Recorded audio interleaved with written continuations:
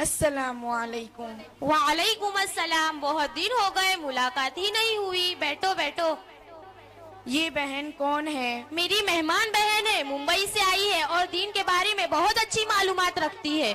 अरे मैंने तो बातों बातों में खैरियत ही पूछना भूल गई। खैरियत से है? कहाँ की खैरियत, जी रही हूँ जैसे तैसे। वक्त पूरा करके दुनिया से जाना है।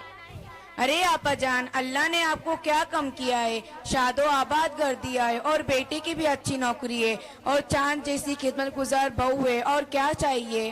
खामोश रहो, मेरा मुंह न खुलवाओ। कैसा बेटा और कैसी बहू, इनको तो बूढ़े लोगों की जरूरत का एहसास ही नहीं है।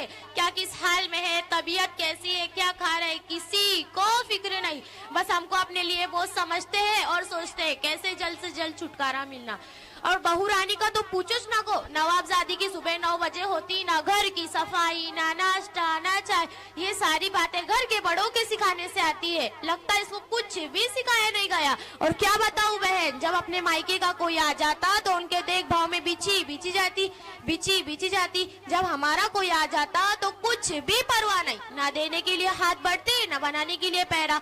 नाटक शुरू हो जाता, कभी सर में दर्द, कभी पेट में दर्द, कभी वहाँ दर्द, कभी यहाँ दर्द। ये ठीक नहीं है। और खाने का हाल तो पूछोच ना को। चाय बनाएंगी जैसे काली अम्मास की रात, और दाल बनाएंगी जैसे तला हुआ गदला पानी, और चावल बनाएंगी जैसे खाए पेट में दर्द हो जाए।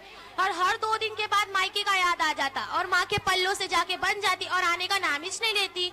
अरे आपा जान, आपकी बहू इतने सारे कांड करती, आप कुछ बोलती क्यों नहीं? देख बहन, मैं बोलते बोलते तंग आ चुकी हूँ। अब कुछ बोले तो हमारे शहजादे के पेशानी के बल पड़ने लगते, तो इसलिए खून के घुट पी के खामोश रहना पड़ता। अरे बदरू, मैं तो तूने चाय पिलाना ही भूल गई। चलो सिट आउट में बैठकर चाय पीते हैं।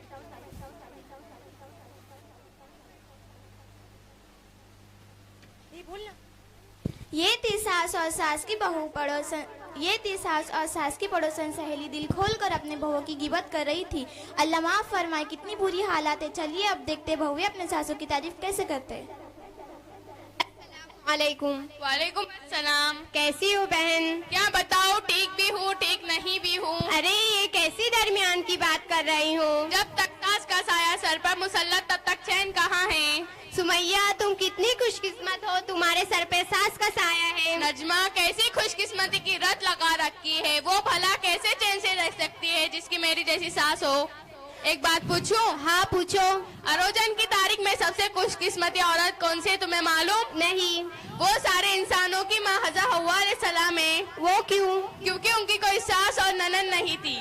तुम अपनी सास से इतनी परेशान क्यों हो? वो सास नहीं, परेशानियों का घर है घर। जब देखो नाक चढ़ाए मुसल्लत रहती है। मैं खाऊं तो परेशानी, मैं उठूं तो परेशानी, बैठूं तो परेशानी, मैं सोऊं तो परेशानी, मैं कुछ बोलूं तो गुस्ताखी, मैं कुछ ना बोलूं तो मगरूर। अब तुम ही बताओ मैं उसको और क्या नाम दे सकती हूँ।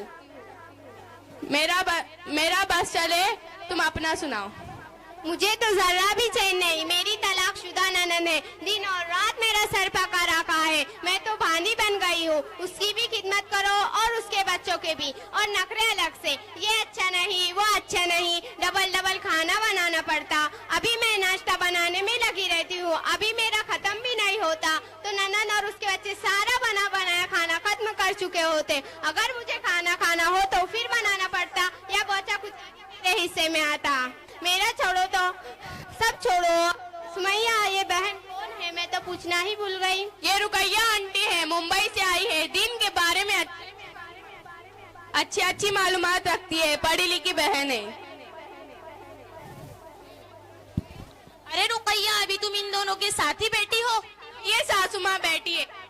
करना आंटी, हमने ध्यान ही नहीं दिया।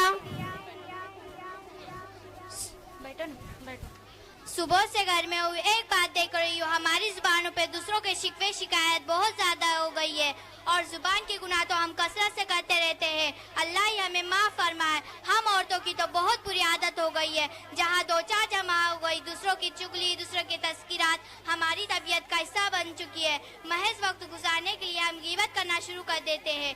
इसके पीछे नुकसान का जरा भी अंदाजा नहीं लगाते। सुबह से मेरून भी आपा और उनकी पड़ोसन की बातों पर मैंने गौर किया, अब तुम्हारी बातों पर भी मैं गौर कर रही थी। ये सारी गुफ्तगू गिबत है। गिबत क्यों होंगी? हम तो जो कह रहे हैं हकीकत ही कह रहे हैं, कुछ गलत तो नहीं कहा ना। अरे मेरी बहनों, सुनो तो सही, हो, उसके पीठ पीछे बुराई बयान करना, तुम ऐसे कह रही हो जो उसमें नहीं हो तो वो बहतान है। दोनों सूरतों में गुनाह लाजिम है। गीबत और बहतान बहुत ही बड़े गुनाह है। गीबत के बारे में कुरान मजीद में फरमाया है, आऊज़ु बिल्लाहि मिनश शैतानिर रजीम, बिस्मिल्लाहिर रहमानिर रहीम, वला यग़तब बअज़ुकुम बअज़ा, युहिब्बु अहदुकुम अन याकुल लहमा फी फकरिहतुम वत्तकुल्लाह। क्या तुम में से अपने मुर्दार भाई का गोश्त खाना पसंद है? क्या तुमको इससे घिन नहीं आएंगी? अल्लाह से डरो। रसूल सल्लल्लाहु अलैहि वसल्लम ने फरमाया, लोगों को नाक के बल या जुबान के बल गिराया जाएगा। ये गुनाह देखने में तो मामूली नजर आता है, मगर इसमें लज्जत बहुत है। खुदा ना करे किसी को इसकी रट लग गई तो उसकी आखिरत की बर्बादी होने में कोई शक नहीं। हमारी आखिरत क्यों बर्बाद होंगी? क्योंकि हम किसी के पीठ पीछे बुराई बयान करेंगे तो कियामत के दिन हमारी नेकियां उसको दी जाएंगी जिसकी हमने ग़ीबत की थी। हमारे नाम में हम हो जाएगा। फिर भी अगर उसका हक बाकी रहा तो उसके गुनाह हम पे लाद दिए जाएंगे। रुकैया आंटी, अल्लाह आपको जज़ाए खैर दे। आपने तो हमारे आंखों पर लगी पट्टी ही खोल दी। हमें भी मालूम नहीं था कि ये भी एक गुनाह है। आइंदा हम वादा करते हैं, आइंदा हम किसी की भी पीठ पीछे बुराइयां नहीं करेंगे। मुझे एहसास हुआ।